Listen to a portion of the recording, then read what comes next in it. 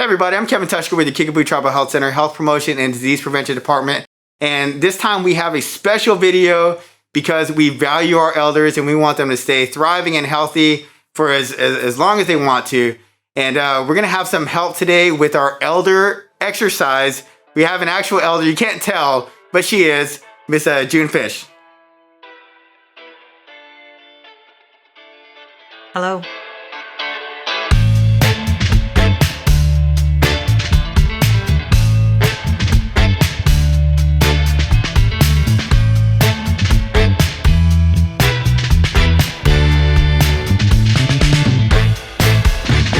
All right, as you can see here, this is similarly a home setup. Maybe not for you. My home is definitely not this clean. But we have our helper June here. She's gonna be demonstrating some of these exercises for us. We have 5 exercises and we're gonna start with the chest press. So she's gonna place her hands and her palms together and she's gonna leave her shoulders relaxed and she wants to aim this in between her collarbone and her bottom of her sternum. And all she's gonna do is pressing this together and extending her arms out, keeping the tension between her palms. And she's gonna return it back in. So all we're gonna do this for 30 seconds. And go. So it's very easy to kind of tense up around, so she's just gonna always reset her shoulders. And you're gonna notice the pectoral region or your chest muscles are gonna be activated at both positions that you are clasping your hands together. If you notice your shoulders are gonna start getting involved too, and your triceps. And you just wanna take it at your own pace. Ready and relax. All right, next exercise is gonna be what we call a Y raise. This exercise is useful for the upper traps or the neck muscles and the shoulder blade muscles and also your rotator cuff. Now sometimes you can have a limited mobility in your shoulders due to either injuries or just wear and tear on its own. So just take this at your level of ease. So she's gonna start out with her hands on her knees. And from here, she's gonna almost make a goalpost and just move it towards the rear and keeping her arms as straight as possible. And that is it. So if I stood over here, I could possibly do the wave with her. But she's doing better than I can on this. But you're really focusing on trying to get your motion to start from your shoulder blades and allowing your shoulders to direct your arms back down to your feet. And we're almost done with our 30 seconds here. So it just needs to be relaxed. And relax. And that's the Y raise. Okay, so our next exercise is gonna be what we call the knee tuck. And what you're gonna do is you're gonna grab onto your chair or whatever is the most secure position for you on this chair. And Miss June is gonna take her knees and she's gonna lift them simultaneously or at the same time towards her chest. Not necessarily in her chest, but she's gonna go at her own pace as her body and her mobility allows her to do. And begin. So once again, she's just doing it for 30 seconds.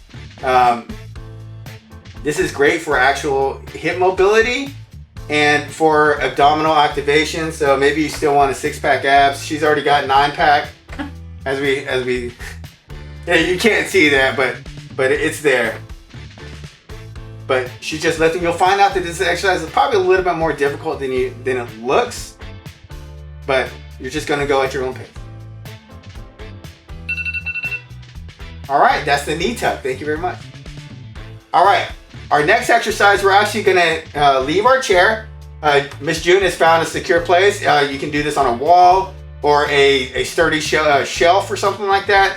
But all she's gonna do is she's just taking a step away using the length of her own foot. And from here, she's gonna place her hands on her hips and she's getting a wide stance, wider than the shoulder width, because that's secure for us. And all she's gonna do, using her hips, she's gonna find the wall, allowing her body to bend. This is called the hip hinge. So all you're thinking about is your hips. Just moving back, you're gonna feel your hamstrings engage and even your glutes and your lower back. So this is very manageable exercise, and you can also Maybe if falling may be a possibility for you, please place security measures in place just around your location there. Just like so. She's doing great. She's getting a good stretch in her hamstrings. The hamstrings and the glutes in the lower back are all your walking and running muscles there. And so it's very important to have good mobility. And relax. All right, so our very last exercise today is going to be a leg curl. If you notice, Miss June has secured her stance over here using her chair. And this exercise just requires you to take your heels and raise one at a time towards your lower back. And try to flex or squeeze that muscle as you get up. We're going for 30 seconds. She's going at her own pace. And remember, if this is possibly a fall hazard for you, get something just a little bit more sturdy. And begin. That is it. This is great for stretching out your actual knee tendons. Many of us, to include myself, may have some knee issues. And we kind of have to be a little more diligent about how we work those and how we keep those healthy. Remember, once again, your hamstrings are your running and walking muscles. So in order to stay mobile to our best, those require some attention and some work. And relax. Thank you for joining us today. My name is June. I'm the medical admin assistant at the Kickapoo Tribal Health Center. It is very important for elders to stay active and mobile. You want to be around for your children's children and to enjoy life to the fullest at all times. Unless you have medical direction against exercising, it's never too late to start. As always, take it slow, ease into it, be smart about the activity that you choose.